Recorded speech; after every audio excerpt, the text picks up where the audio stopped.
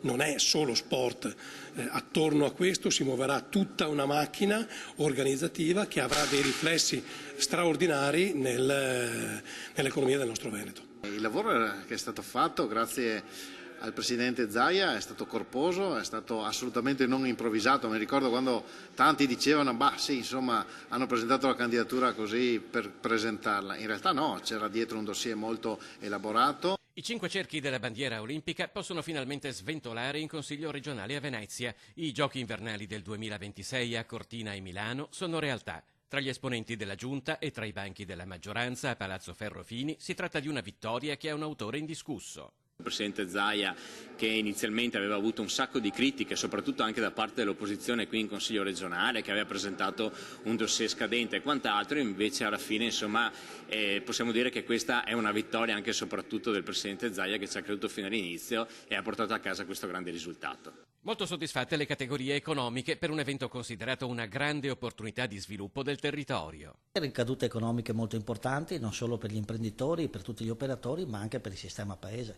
perché vuol dire un rilancio dell'Italia, della sua immagine, per la sua storia e la sua cultura. È una scommessa per tutti noi, è la scommessa che dicevo prima, perché io sono convinto che in questo paese e in Veneto e Lombardia si possano far bene le cose senza che ci siano scandali e i privati faranno la loro parte. L'affermazione di Marinese richiama la posizione critica espressa dal Movimento 5 Stelle, che ha rinunciato alla candidatura olimpica sia a Roma che a Torino, ma i pentastellati veneti si dicono soddisfatti. Ogni realtà è a sé.